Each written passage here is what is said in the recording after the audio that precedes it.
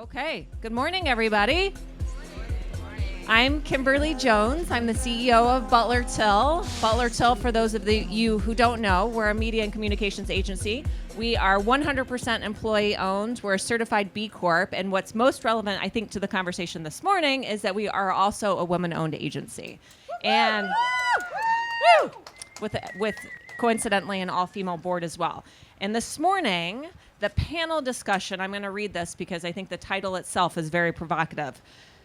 Forward March or Backslide, Unpacking the Paradox of Women's Progress. So we're going to be talking about equality, gender equality in the workplace, and whether or not we're actually moving forward, or if there are moments in time, because we know it's not a linear journey that we're on, if there are moments in time that we are experiencing backslide. So I have a phenomenal panel here. We decided to keep it to first names. This is Priti, Gina, Amanda, Lauren, Lori, and Dr. Rebecca.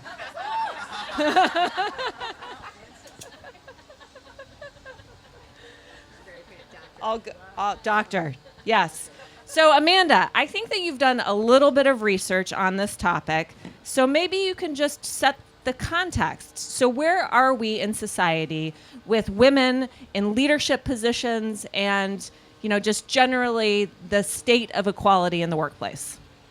Yes. So let me go back a little bit to catch up to that question. So Sarah and I started this dialogue, and then the Kansas City Chief Kicker came out with another dialogue, which created a very contentious conversation with each other. We weren't mad at each other, but we were like, "Are you effing kidding me?"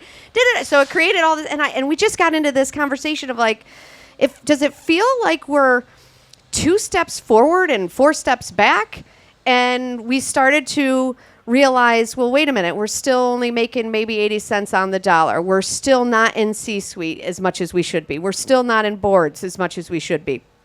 Creative agencies, it's not that dents aren't happening, but I don't know about you all, but as a woman, I don't feel like it's fast enough, and I don't feel like it's as impactful as it could be. And so we wanted to curate this panel to have that conversation on does it feel that way? And the data also represents it. And then on a macro social level, you see things like Roe v. Wade. And as a lesbian woman, I sit there and think I'm a bit terrified over anything being walked back in this community as well. So, and I could go on, but trust me, the women that are shoulder to shoulder here and beyond, I can't wait for you to hear from them, because I want you to hear our stories if you decide to share them. We've got a lot of stories to share. Because I think that's something that's really important, to put it all in context. So even whatever's going on in the world, I think just hearing what we're feeling as women leaders, and even in a woman-owned environment, we still have gender dynamics. Right. And we're still fighting that. We still have bias that we're still fighting. We're still figuring out what the hell to do with DEIB and say, wait, why is it on the side of our desk? Why is it not integrated in everything? How do we make sure we actually do those things? So anyway, I digress, but I'm gonna start at the end down here. So Rebecca, Dr. R. Dr. R. We're going to give you all sorts of names here. The new brand. What's your perspective on this? Is there a dichotomy between what people say are happening in the industry? Because we do know, there are more women in Fortune 500 C-suites today than there were 10 years ago. So there are statistics that suggest we're making progress. Do you believe that to be true? And is it reflected in your own personal experiences? Can you hear me? No. I don't know. Is this one better? Hey! First of all, I'm English, so getting any personal stories out of me is going to be really difficult. You're probably going to have to sit here for a good 3 days before I tell you anything personal. But no, I mean, I work for Getty Images, which, as far as I'm concerned, is the best content agency in the world. And we obviously exist in many different industries, but the industry that we are obviously pretty dominant in is the photography industry. And when I think about my own journey and my own kind of history within the industry, I didn't question any of the dynamics. I didn't question why there weren't so many women in leadership in kind of creative roles within the industries that we work in, such as agency and corporate. But also within my own industry, I just kind of looked up to the leaders, and the leaders just happened to be men. So we've always had male leaders of our creative team until last year.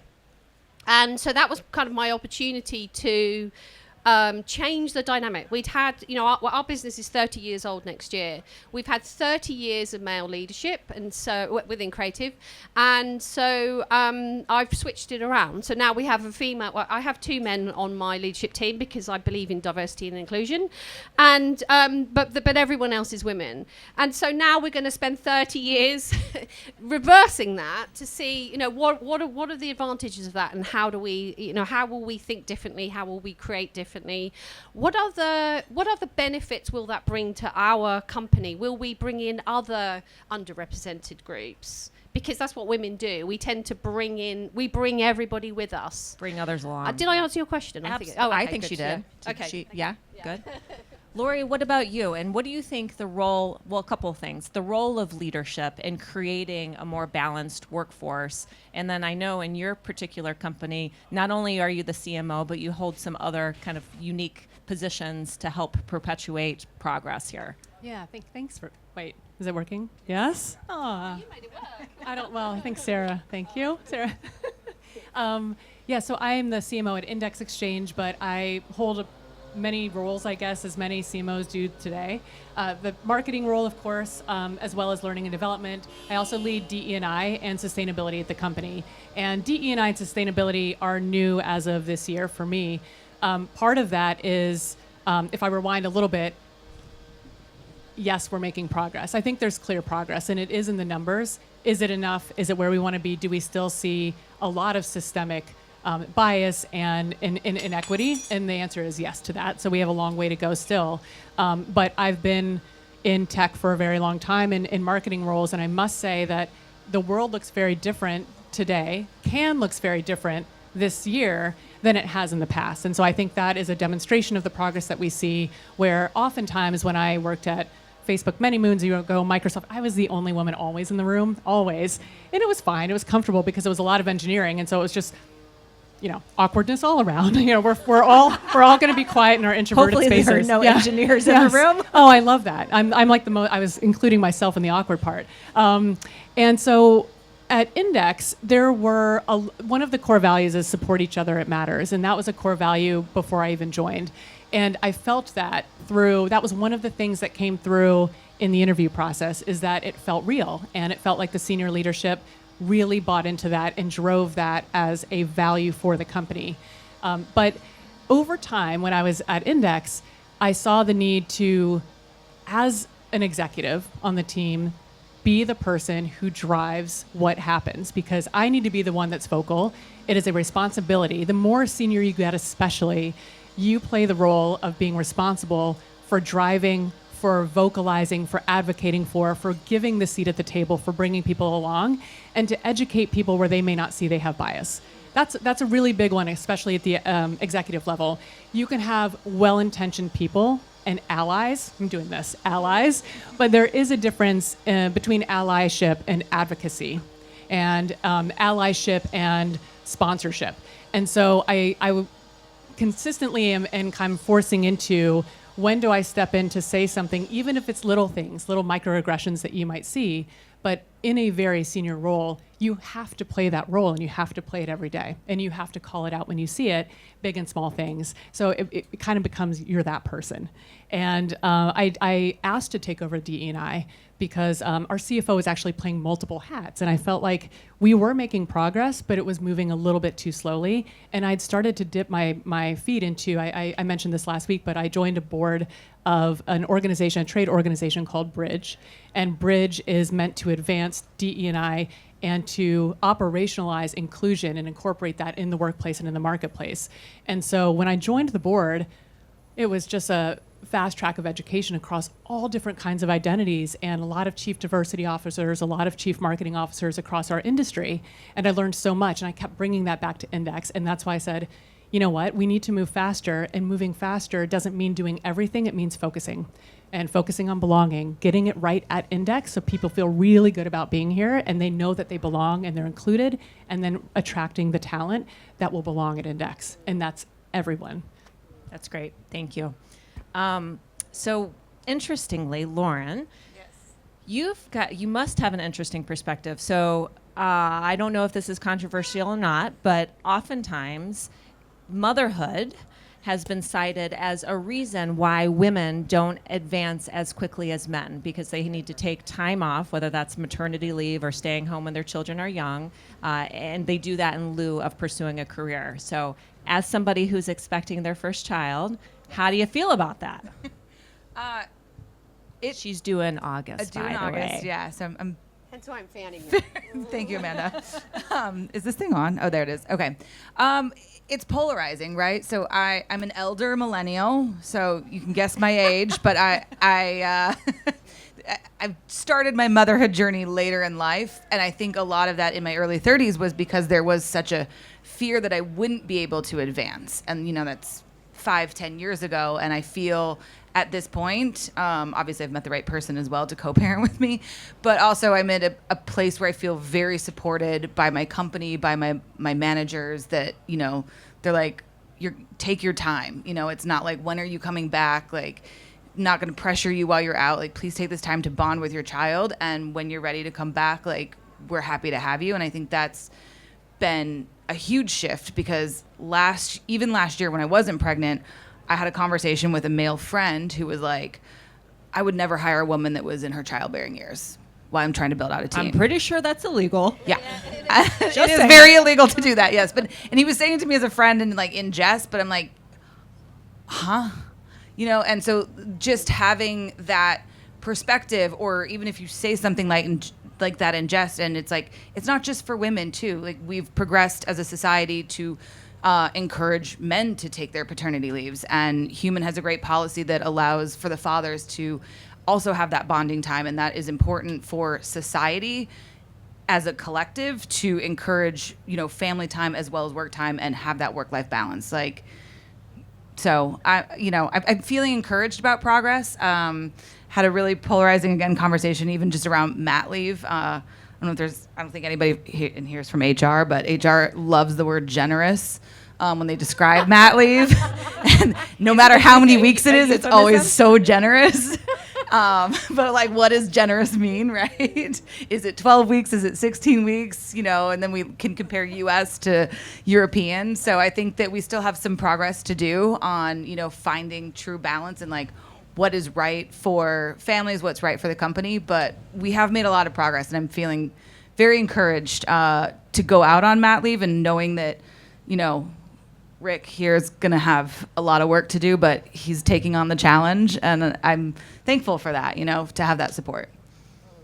Way to Awesome. go, Rick. Thank you. Yes. Well, Rick's an advocate and an ally, and it's important to call that out. So Amanda, we talk a lot about culture at Butler Till, and culture is in part, the policies that you create, the environment that you create in order to have these types of conversations and make sure that everybody, whether you're, whatever gender or race or ethnicity, have equal opportunities within the workplace. Can you give us maybe some practical advice on how you can create that positive culture for those types of things to flourish? I think what we've done a really good job of is we've bifurcated DEIB, where it was D and E, I and B, and what under D and E makes sense. So policies, procedures, looking at every part of our organization through that lens, and then IB, look at everything through the organization at that lens. And we try to do that at every turn, and so much so that it helps you think about even what might seem like little details is job descriptions that don't have male, female, non-gender pronouns, or saying, do we really need people with a college degree? Are we completely eliminating, a ton of people for that reason. We do scenario planning and what ifs, and even in every room that we're in, and I have a colleague here who is a fantastic ally and sponsor, and he's like, we're making all these decisions, and a lot of people that we're making decisions for are not actually in this room because we're leadership, and where we're at might be different where they're at. We got to make sure we're meeting them where they're at. So just always at every turn go, who is not in the room that we're making decisions for? And so for us to think about it through that lens, it's helped us go, okay, it's all under our HR policies and procedures. What does it look like? From an engagement standpoint, what does it look like? So what I love is people talk about employee engagement, and I think we have a leg up because we're employee owned. So you would assume that there's this feeling of ownership. But what we recognize is generationally, there's some that feel ownership is, I can see the horizon of retirement and it's a financial benefit. To a lot of our younger folks, it's, no, I want to feel empowered. I want to feel like I have a voice. And so we had to even think about it through that lens. And when you look at your cross-section of your people and you ask them, and which we do, I would say our biggest superpower is just constantly asking them, where are you at? What do you need? How can we show up better for you? How do we earn your commute? How do we think about where you're at? What does flexibility look like to you? I can't tell you how many times as leaders, you're so used to directing and doing that some of the most powerful leadership skills you have is just turning to people and going, what do you think? And asking them questions. And so I think culturally we believe it's a major asset. And so the engagement piece is huge for us. And we've had dips at moments. And we say, okay, how do we continue to make it rise? Awesome. Thank you. So, Gina, I think that we've had some conversations and you've got some stories around this idea where, again, I think you got stories. You got stories. I have stories for days. Because I think where there's often conflict is, again, as a society, I think we are doing a lot of things right. And I'm so happy to hear the optimism among this group. But there are moments of setback. And so maybe you can describe a moment of setback perhaps that you've experienced, and then the flip side of that, of what we can do as a society, as leaders, to avoid those setbacks in the future. Yeah, no, it's a great question. And it's sad because I think when I saw you this morning, I have so many stories, and that's terrible that I have so many stories. But one that popped up, just because we're in Cannes and you run into everyone you've ever met in your career, you think about, as a woman and to sit in these seats, how hard was it to sit in these seats? How much grit did you have to get this job? How perfect did you have to be? You had to work 3 times as hard as every other man to do the same job. And I did have this experience with a horrible manager about 10 years ago. And recently, their female employees came up to me and as I felt like their therapist. It was like, you realize I'm not their therapist. Do you want a job though? Or because this was a very abusive person, it was a very sexist person, and it brought me right back to my time where all the women were the ones that were asked to make dinner reservations and send calendar invites, and it was never the boys on the team. Yeah. And this person was reported, repeatedly to HR, and I said you should do that. You should make a complaint, because this is not okay that 10 years later this person is still in a leadership position behaving this way. And the company hired an intermediary and then promoted him to CRO. And it just it for a minute crushed my soul a bit, because I knew how hard it was to sit in this seat, and that a man can fail up like that, and we can't do that. We don't have that luxury. We have to be twice as good. So that was one of my recent stories that popped in my head of yes, we've made progress, and hey, I'm here, but then there are also bad examples of men that fail up. Do you envision a future where that won't be the case, where women won't be forced to work twice as hard for the same job or the same pay? I mean, I certainly hope so. I do a lot of mentorship myself. I started the women's ERG at Audigent. We work a lot, Dave Rosner and I, our CMO, with the female quotient. We invest a lot with that company because they do great work.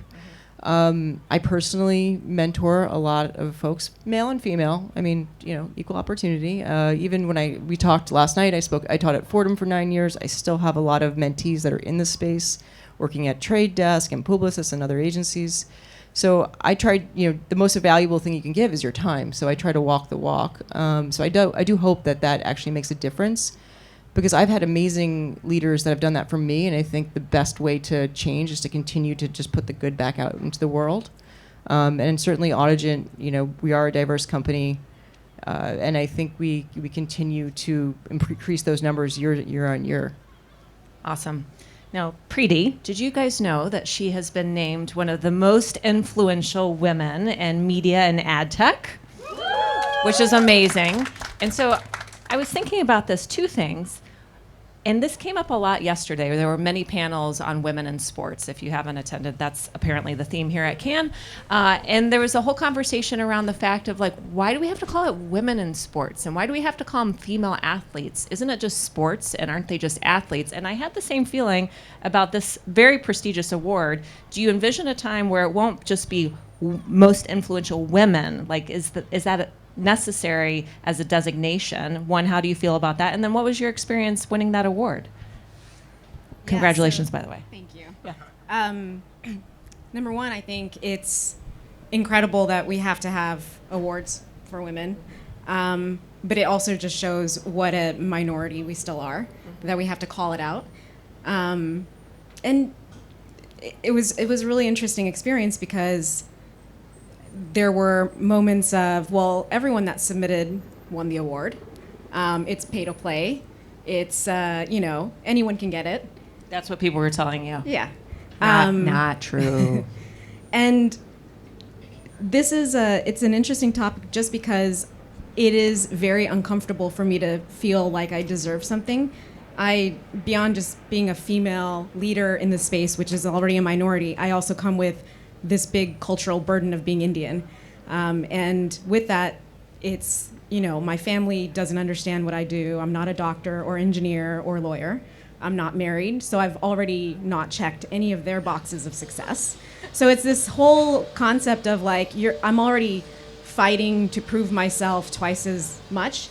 And then there's, I feel this pressure now that I have a responsibility and a platform to sit up here for other young women that look like me, and be proud of that, and sit in this uncomfortable, frightening space and speak, because this is really uncomfortable for me. I didn't grow up being told you should have a voice, or you should speak, or it's check the boxes, do the right things, don't fuck up. As immigrant families, our parents put in the work to get to the US. And it's now just do the right things and be a good student, be a good child, be a good daughter. So it's a fascinating place, just because I have this responsibility, and I've been thrust into this place of visibility. And with that comes other comments about what you look like. And it's really uncomfortable that instead of a man called me not to congratulate me on the award, but to ask if I have considered going on a diet, because I don't look like my personal best in the pictures from the event. And it was really disheartening that we are still sitting in a place where I'm judged for what I look like, and not the fact that I'm kicking ass and taking names in an industry that is largely still dominated by men. And it's sad, but It's a great example of that backslide that Yeah. we're trying to talk about here, where as a society you're winning this great award, you're being recognized for your achievement, and yet there's this undercurrent Yeah. of it's really, really, it makes me sad. yeah. Yeah. And what's interesting, if you think about it, you have family dynamics Yeah. that you're fighting against, and then you feel so good and empowered, you win this award. It's unbelievable what's one statement. I wish it didn't impact us. I wish we could let it roll off our backs. Yeah. But it sticks on you, and it owns a little piece of real estate in your brain, and that then imposter syndrome, or that obnoxious roommate that says you're not good enough, you're not smart enough, you're not thin enough. It's like Barbie was a phenomenal zeitgeist for a reason. that speech is everything. And so I think about that and go, oh, I just feel, but then all of a sudden that it's like, oh, did that just happen to me? Yeah. And I was there, and you were a fabulous girl. And I was so proud to be amongst those winners with you. Congratulations. Okay, let's talk about, because we are at Cannes and we're all in ad tech and media, and we like to focus on metrics and measurement and accountability. So what's the answer here? What are the metrics that we should be focused on to tell us when we finally reach that point of total equality? I'll come back to you, Rebecca. I'm going to do a very creative thing and change the question.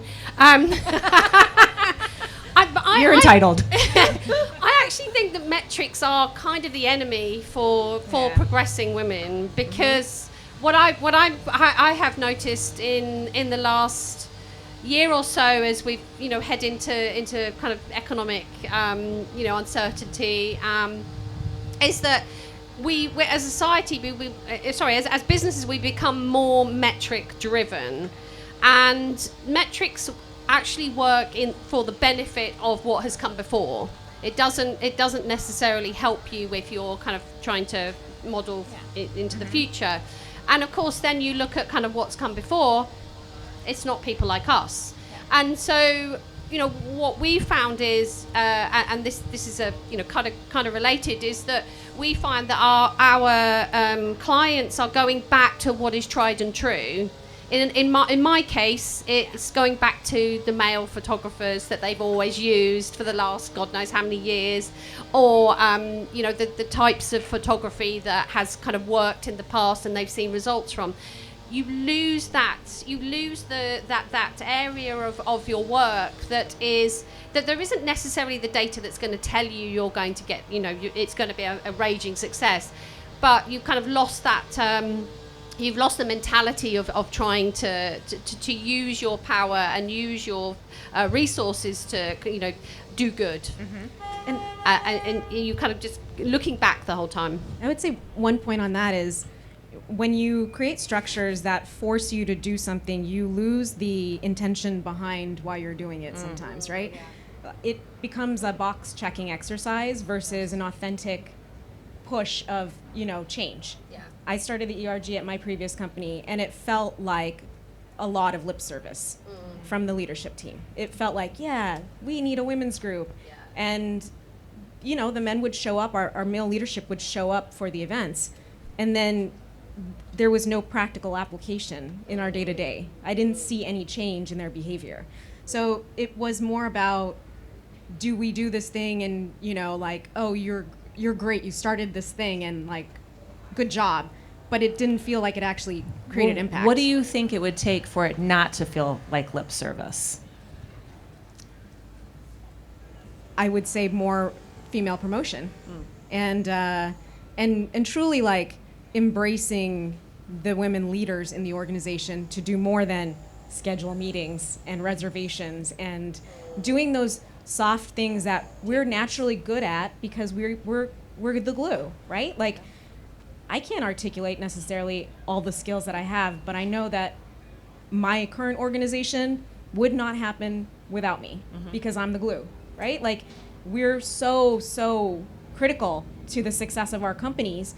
And sometimes those things that we bring to the table are not, you can't pinpoint exactly what's happening. But when Lauren goes on maternity leave, you're gonna feel a gap that she's not there. You're gonna feel the gap in her presence, right? So it's that whole thing that you just don't necessarily always see the impact that you want to see. How do you feel? Yeah. And I'll toggle this one over to you, Lori. Yeah. How do you feel about this dynamic where there are many companies, and it sounds like there's some initiatives at the companies represented here, where you're trying to advance women or people of color and diversity of all shapes and sizes, and maybe you're prioritizing the promotion of either women or other minorities, and the fact that sometimes men today feel disadvantaged because women and minorities are being prioritized for promotions and hiring opportunities. Yeah, that's real. And I would say I love this panel so much because we are aligned and we're saying the same things, and I feel like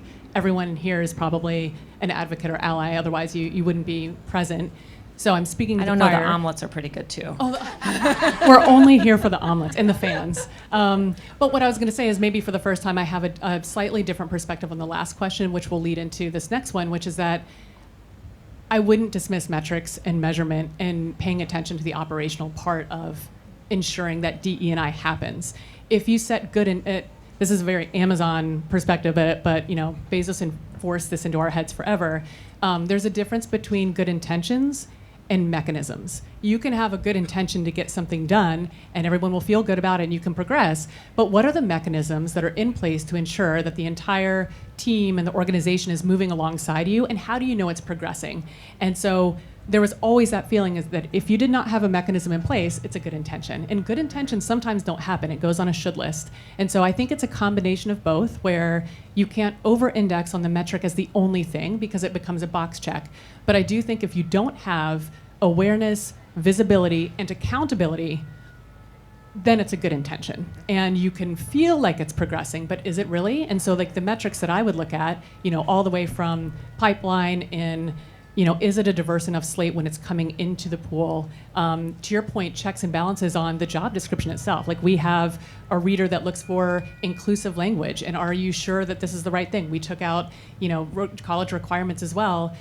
It starts there, but then it goes through, I think, from a retention and promotion velocity. We look at promotion velocity by all cuts of diversity that we have access to, that employees self-provide.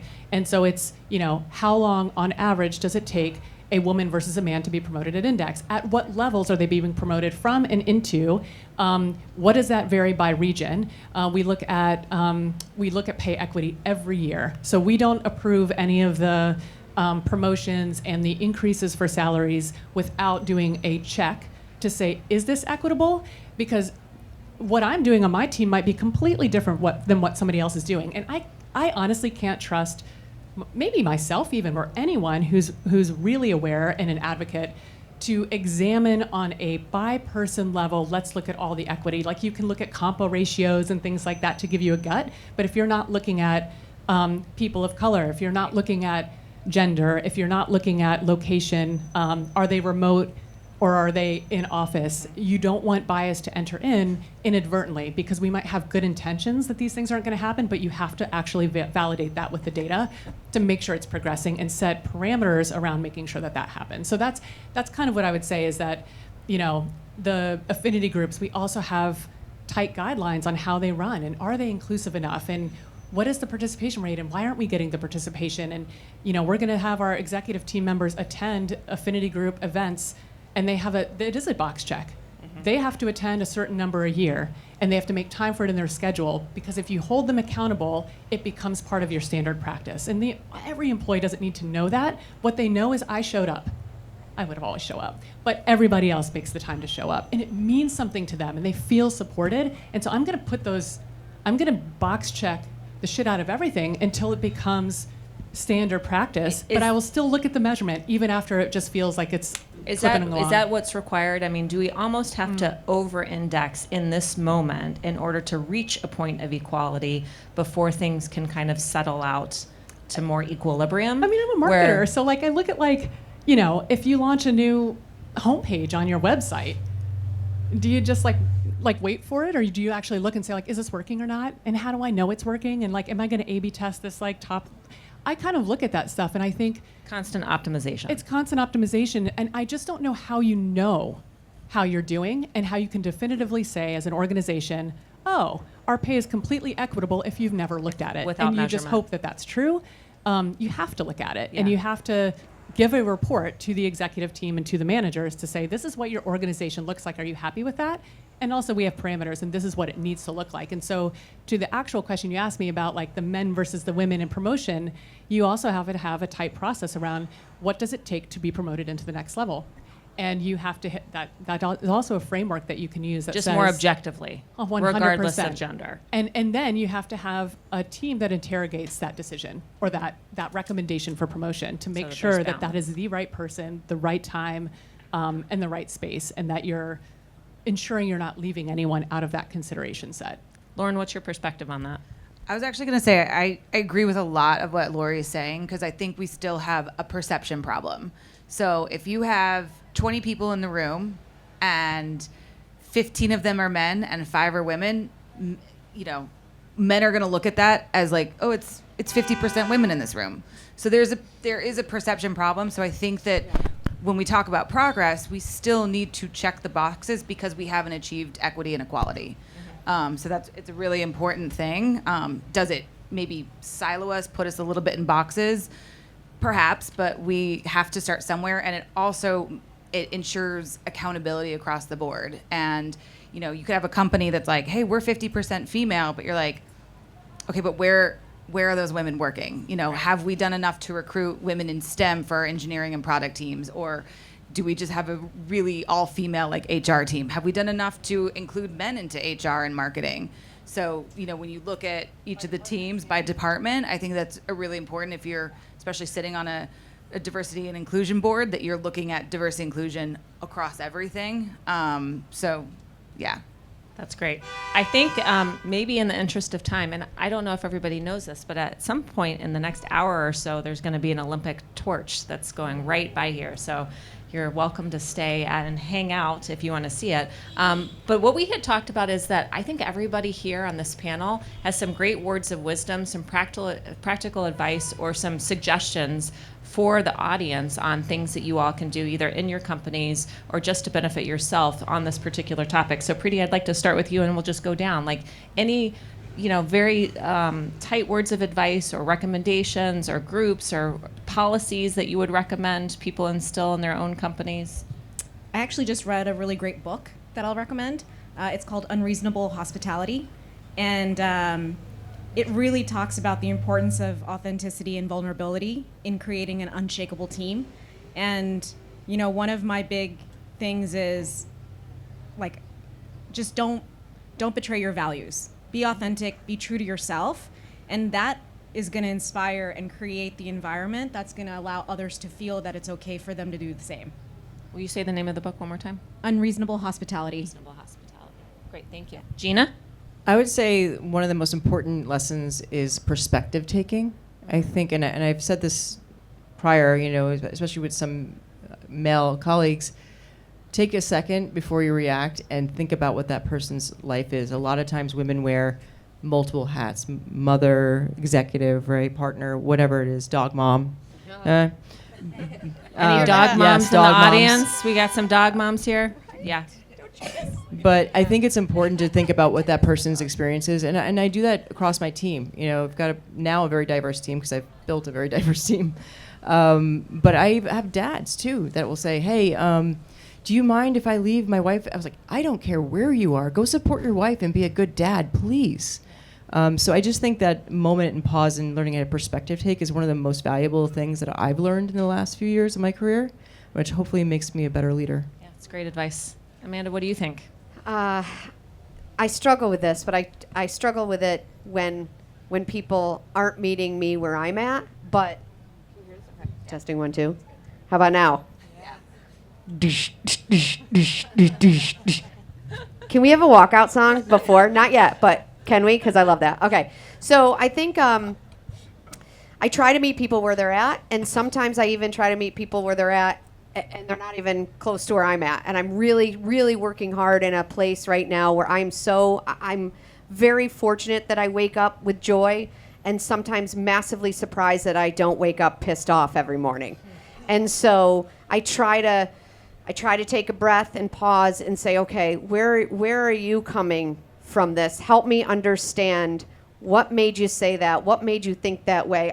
I do try to give that grace.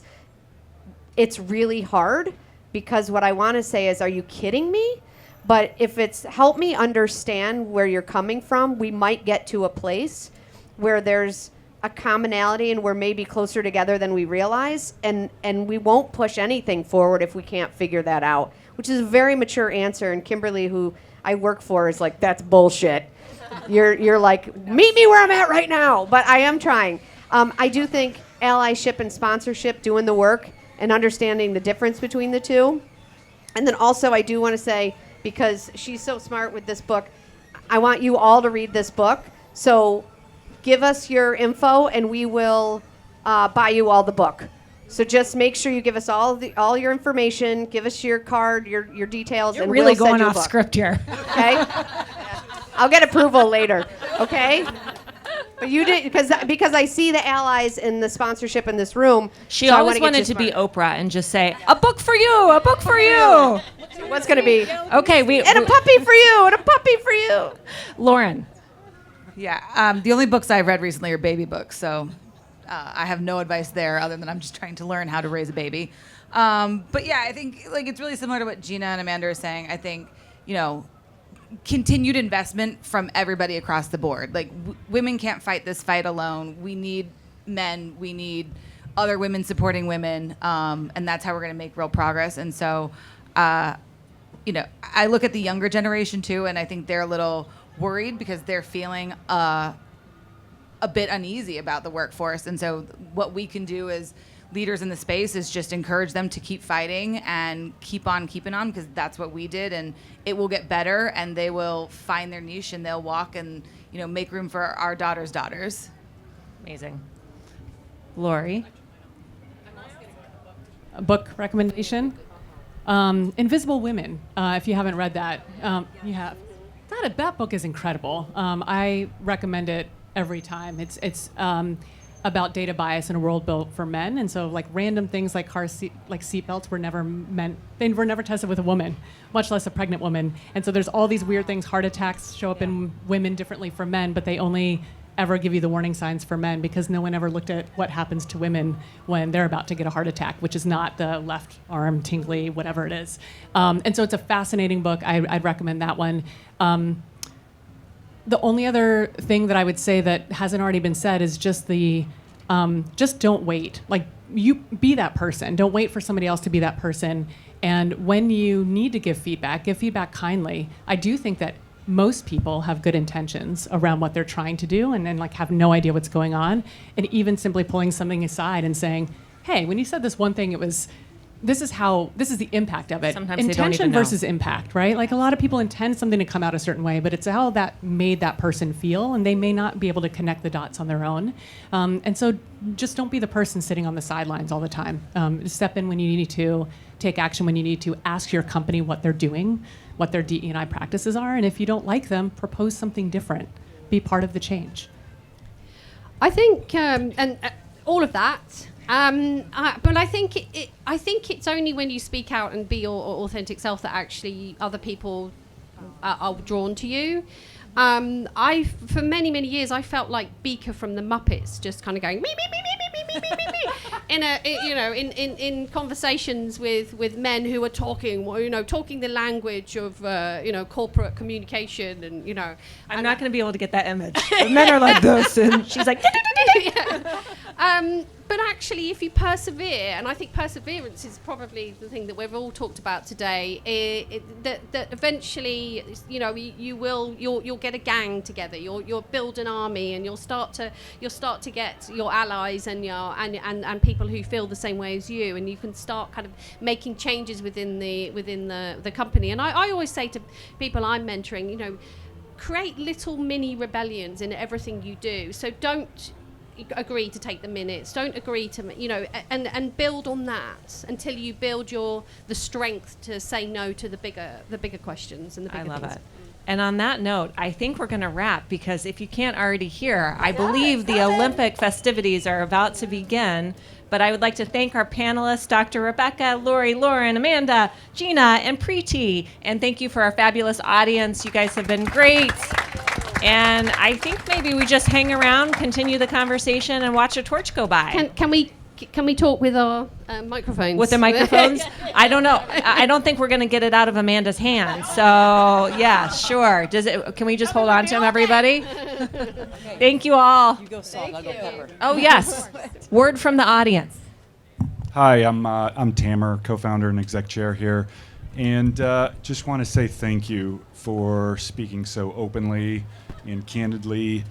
It, as much as I'll speak for all the men in the room, trying to imagine what it's like, we always try, and these conversations help And I have a daughter who's 10, so every time I get to hear you speak, it changes the way I talk with my daughter, the questions I ask, the way I engage. So thank you. I think you all have amazing voices. Priti, you have a very authentic voice. You should keep using it. And thank you for sharing. Really appreciate it.